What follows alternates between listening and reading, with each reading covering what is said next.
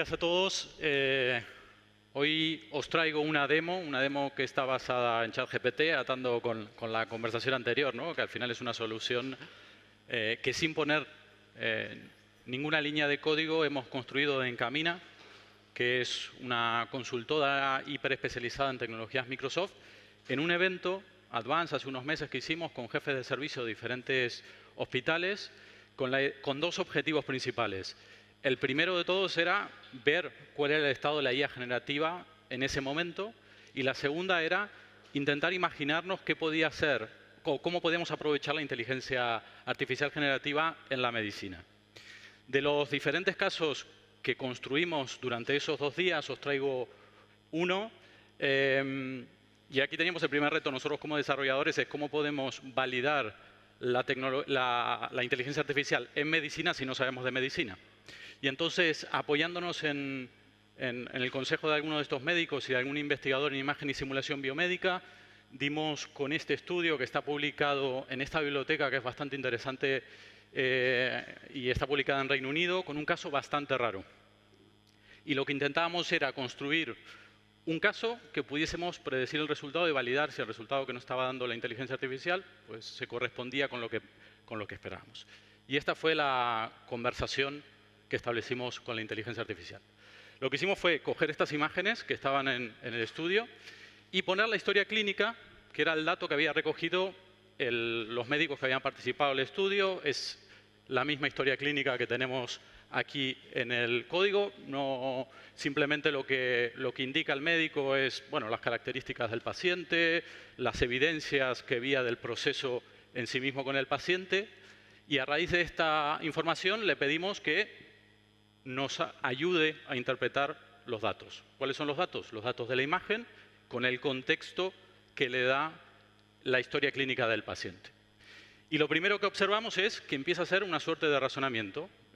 Ya la primera línea es genial porque es capaz de identificar qué es la imagen, de qué es.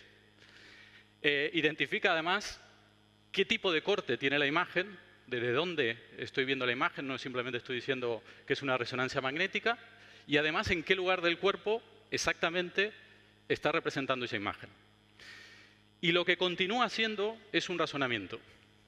Yo creo que esto va mucho también de la mano de cómo construir soluciones que sean, desde un punto de vista ético, de la responsabilidad de poder hacer una trazabilidad del razonamiento que está hacia la IA, no simplemente que nos arroje un resultado que no podemos auditar, ¿no? Y al final empieza a tener una conversación como la que probablemente tendría con otro colega, este médico, y donde empieza a analizar, pues aquí pasa esto, por tanto parece estar causando esto otro. Y cuando termina de hacer un análisis de lo que está en la imagen, empieza a interpretar estos datos en el contexto de la historia clínica, cruzándolo con la localización, contándolo con el proceso inflamatorio agudo que había identificado en la historia clínica.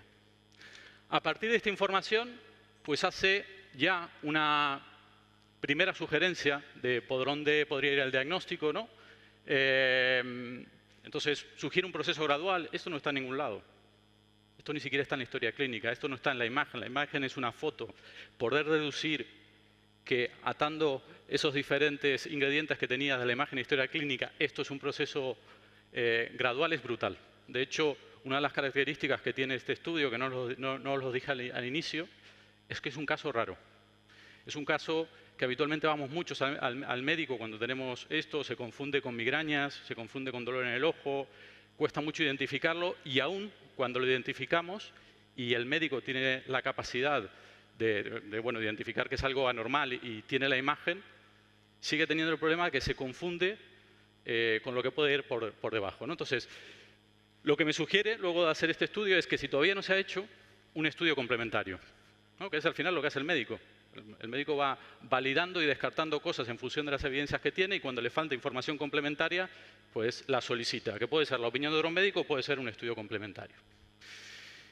A partir de esto, y pensando que esto lo diseñamos como un copiloto, alguien que puede asistir al médico, le decimos cuál es la quiniela, cuál es nuestra opinión con esos datos. Vale, yo todo esto que me acabas de presentar y que estoy de acuerdo y que te he seguido en el razonamiento lo tengo en cuenta, y para mí es esto. Y esto es una de las posibles con la información que había hasta ese punto, esto es un diagnóstico posible. Y aquí es donde parte la parte interesante. Porque lo que va a hacer es, primero, darme una palmadita en la espalda. Me va a decir, todo esto sugiere que lo que tú estás pensando como médico es razonable esperarlo. Y me permite una vez más validar que el razonamiento que he seguido para llegar a este punto es el correcto. Pero luego me da un zasca y me dice, pero creo que no has tenido en cuenta esto y obviamente no se moja, porque está configurado para que no se moja, para que no sea taxativo, pues me sugiere que esto podía tener por de fondo, bueno, un tumor básicamente, ¿no? Que es el reto que tenía este ejercicio que le hemos planteado a la IA, que era identificar un caso que es realmente raro.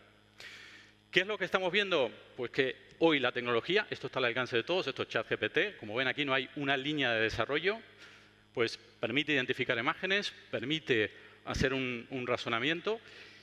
Y es verdad que a los médicos hoy por hoy, pues este razonamiento que hace aquí con la inteligencia artificial lo haría en una sala con otros médicos, o sería una interconsulta ante determinada duda. Aquí estamos ahorrando muchísimo tiempo.